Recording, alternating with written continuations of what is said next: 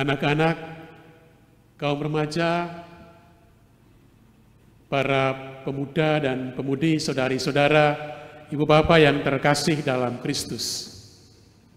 Setelah dia diterima sebagai raja, dia kemudian mati sebagai yang dianggap mengkhianati negara dan memberontak terhadap agamanya.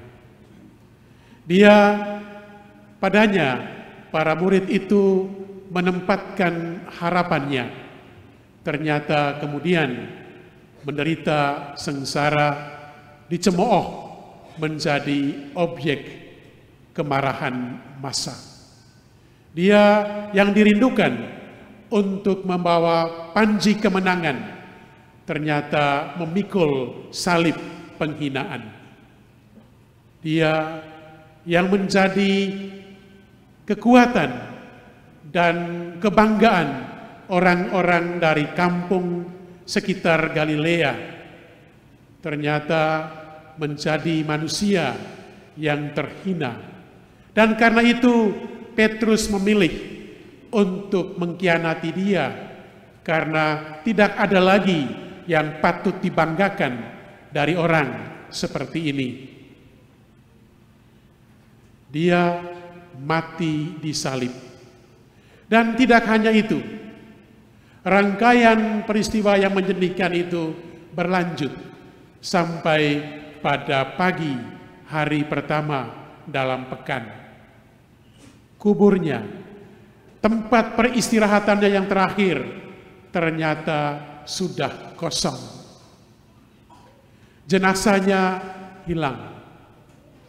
Kubur, tempat para kekasih hendak mengungkapkan penghargaan dan cinta mereka, ternyata kosong.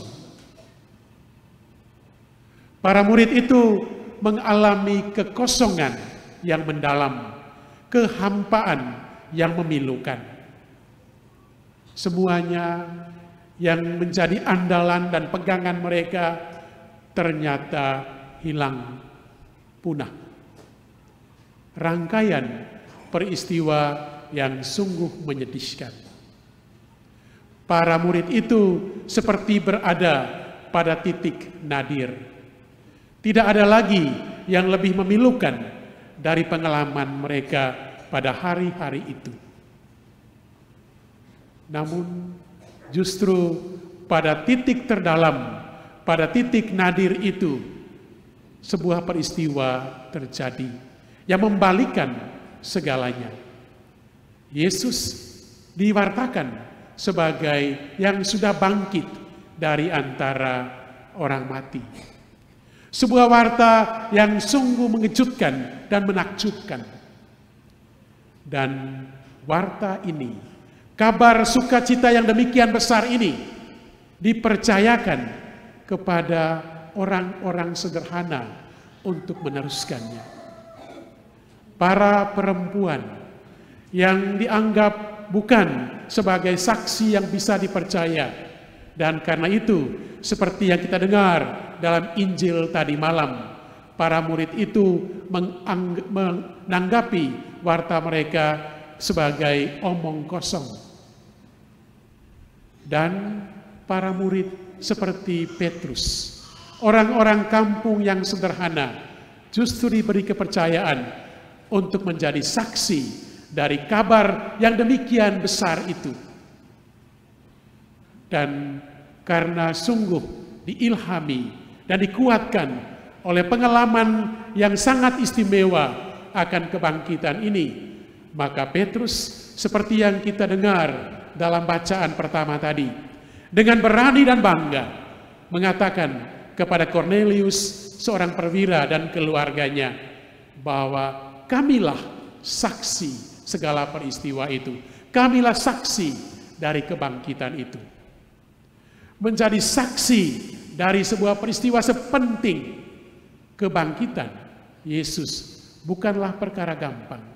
Namun orang-orang sederhana seperti Maria dari Magdalena dan Petrus dan kawan-kawannya diberi kepercayaan untuk menjadi saksi dari kabar yang demikian besar itu.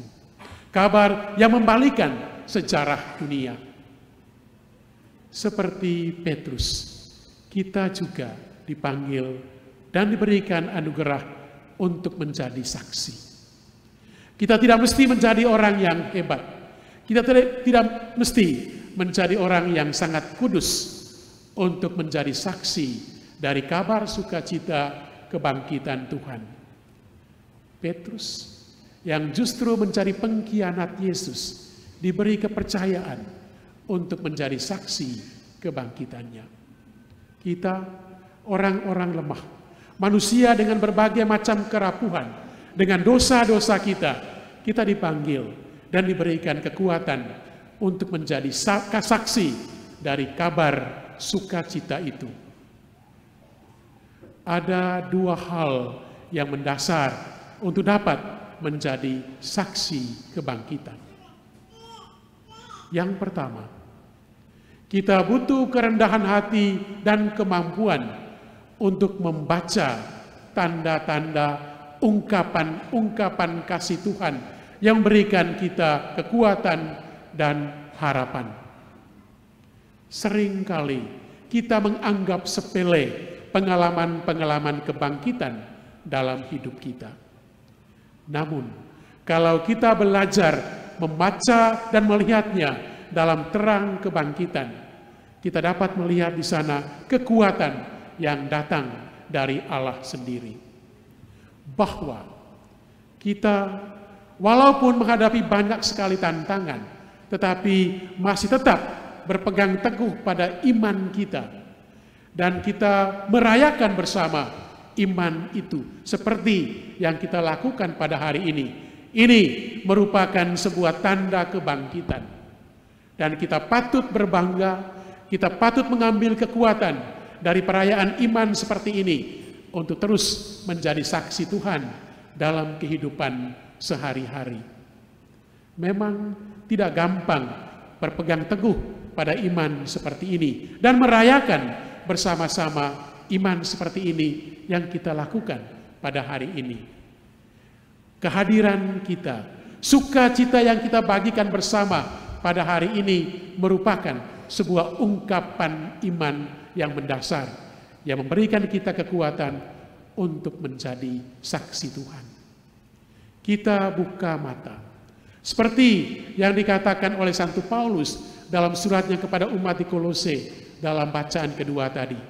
Kita perlu belajar melihat dengan pandangan Kristus, bukan hanya dengan pandangan kita manusia biasa.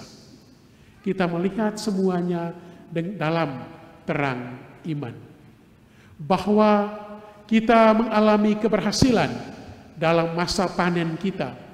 Bahwa anak-anak kita dapat sukses dalam belajarnya. Semuanya ini adalah tanda kemurahan Tuhan yang harus kita tafsir sebagai intervensi dari Allah yang membangkitkan Yesus dari orang mati.